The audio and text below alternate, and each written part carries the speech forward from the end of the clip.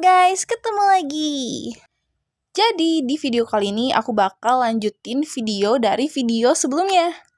Ya, yang Kepeki dan si Aoyama-kun. Oke, kalau gitu kita langsung aja lanjut ke part berikutnya.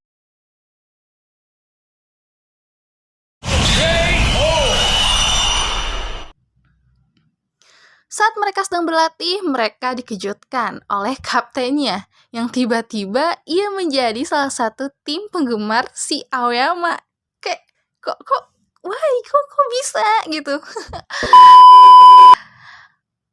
Mereka pun melanjutkan berlatih untuk persiapan melawan tim Minamida. Permainan trio idiot sangat baik saat latihan. Pria yang memakai kacamata semakin bersemangat latihan. Dengan jurus, ya udah tahu kan kayak gimana. Scene berpindah, alasan kenapa sang kapten menjadi fans Aoyama. Karena alasan pacarnya yang mengagumi Aoyama, yang membuat dia menjadi begitu. Lalu mereka pergi untuk bertanding ke SMA Minamida. Saat mereka sedang menuju lapangan, seorang pria dari SMA Minamida berkata bahwa ia tak menduga dengan kedatangan mereka. Saat mereka sedang bersiap-siap di lapangan, Sakai menyuruh Sukamoto untuk mengeluarkan jurusnya.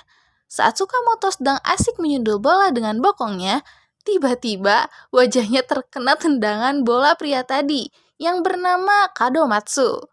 Setelah Kadomatsu pergi, wajah Sukamoto mendadak pucat karena hal sesuatu di masa lalu yang teman-temannya tidak tahu.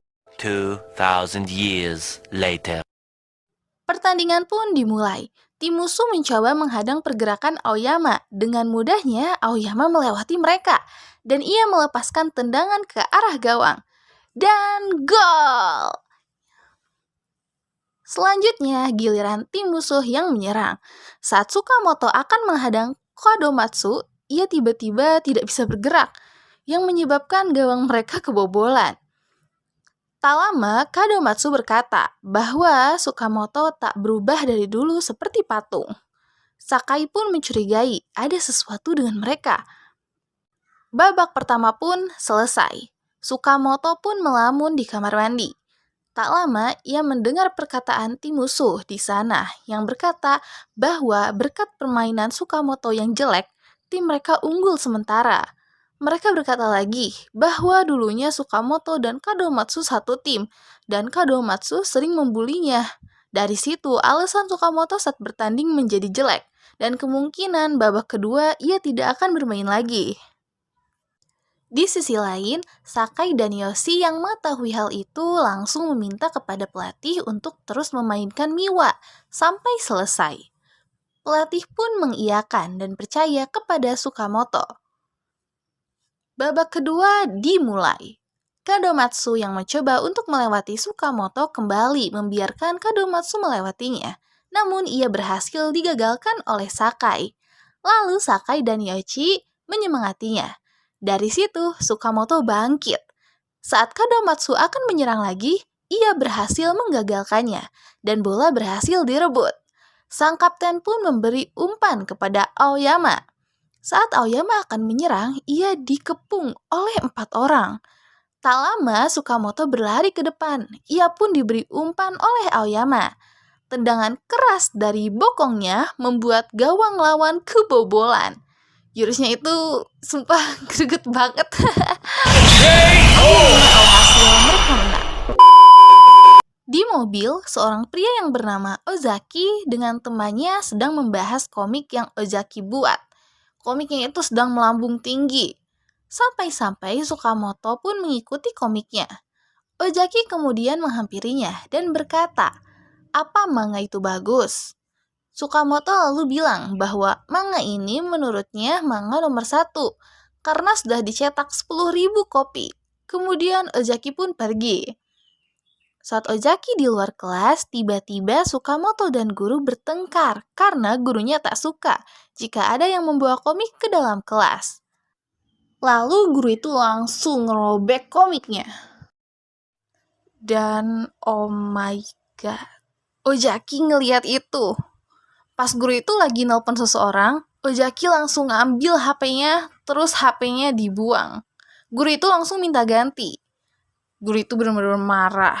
Tapi Ozaki ngomong kayak gini, "Gimana dengan komik yang tadi kau robek?" Guru itu terdiam. Lalu ia bilang, "Jangan merampas sesuatu milik orang lain." Sebenarnya ia tidak membuang HP guru tersebut. Lalu ia mengembalikannya. Ozaki pun kemudian pergi. Keesokan harinya, Sukamoto di sekolah sedang asik membaca komik. Karena minggu ini peran utama di komik itu menyelamatkan desa kucing. Sakai kemudian marah dan berkata, "Jangan spoiler bodoh," sambil memegang baju Sakamoto. Di sisi lain, Ozaki sedang mengawasi Aoyama yang sedang berlatih di lapangan. Saat malam harinya, Ozaki sedang berpikir. Tak lama ia membuat karakter Aoyama ke dalam komiknya yang bernama Wizard. Beralih ke dalam komik, Sugaru di sana terlihat akan menuju kota. Namun para zombie kebersihan yang ditaklukkan oleh Wizard menyerang. Tiba-tiba Wizard muncul dan menyuruh para zombie itu menyerang Suguru lagi. Di sekolah, Sukamoto berkata, karakter baru dari komik itu sangatlah keren. Saat di kantor, temannya pun berkata begitu. Ozaki yang melihat itu tidak senang karena bukan itu tujuannya. Lalu Ozaki membuat karakter Wizard semakin jahat. Bukannya turun, karakter Wizard malah semakin naik, gila. Dan ada pernak-pernik Wizard. Ozaki semakin marah dan melakukan perubahan lagi pada komiknya. Dan dari situlah popularitas Wizard turun dan para fans mulai kecewa. Ia pun berhasil.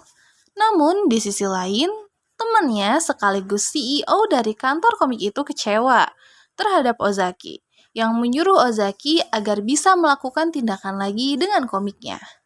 Dari situ Ozaki membuat karakter jahat yang bernama Garudo. Saat Suguru dan Wizard akan bertarung, tiba-tiba Garudo menyerang mereka. Mereka terpaksa menunda pertarungannya dan bekerja sama untuk menghancurkan Garudo. Garudo menyerang dengan kekuatannya. Wizard yang terkena serangannya menjadi kecil.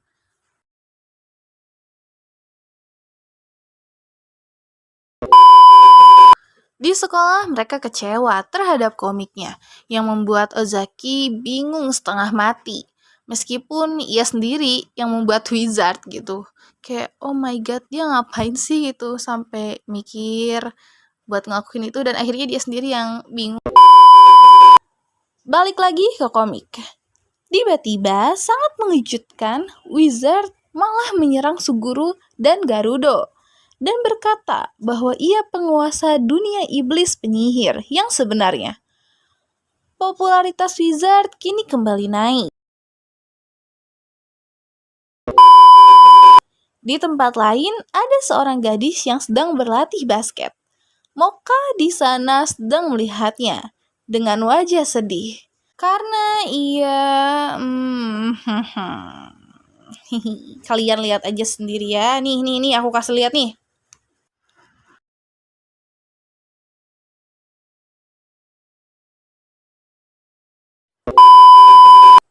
Di lapangan basket, seorang pria yang bernama Kirishima sedang berlatih. Ia dihampiri oleh Aoyama, lalu ia memberikan bola itu padanya. Namun ia menghindar dengan alasan ia tak memakai sarung tangan. Saat sedang dimarahi Kirishima, bola itu diambil oleh gadis yang bernama Odagiri. Saat itu dilihat Moka. Ia sangat cantik, pokoknya sempurna lah.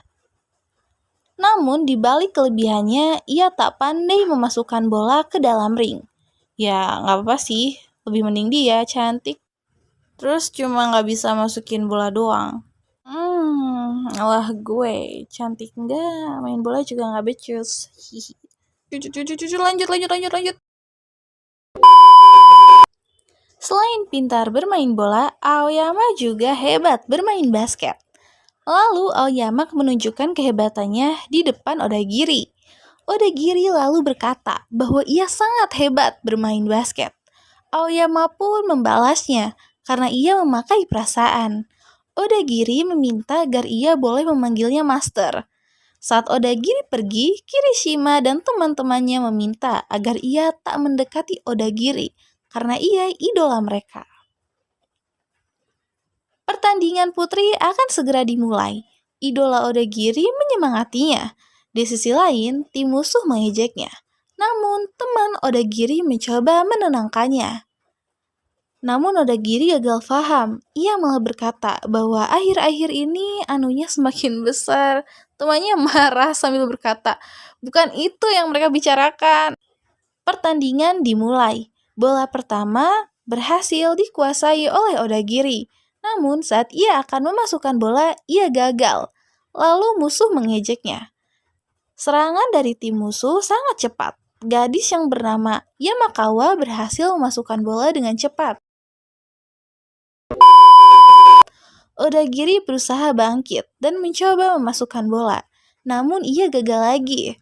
Dan Aoyama menghampiri Odagiri dan berkata, "Bermainlah dengan perasaan." Serangan mendadak dari Odagiri membuat lawan tak berkutik. Dengan percaya diri, ia melompat dan gagal. Iya, gagal lagi. Gagal sahabat, gagal. Pertandingan pun selesai. Keesokan harinya, Odagiri menjadi hebat memasukkan bola berkat perkataan Aoyama. Isu kedekatan Aoyama dengan Odagiri tersebar di sekolah. Moka yang mengetahui gosip itu sangat terpukul.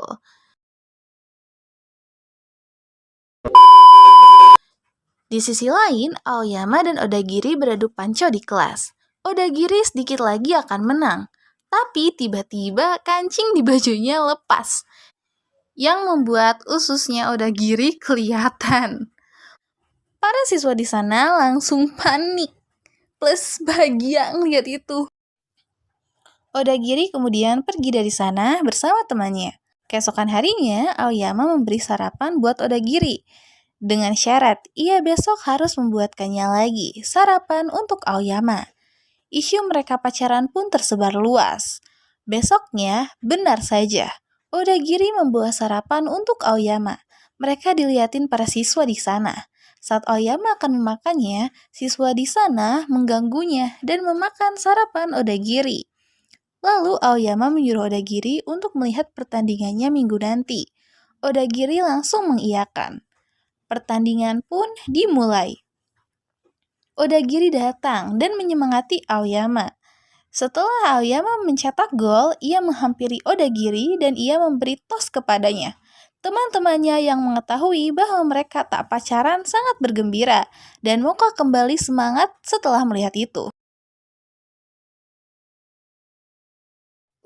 Beres. Mau dengar lanjutan ceritanya nggak?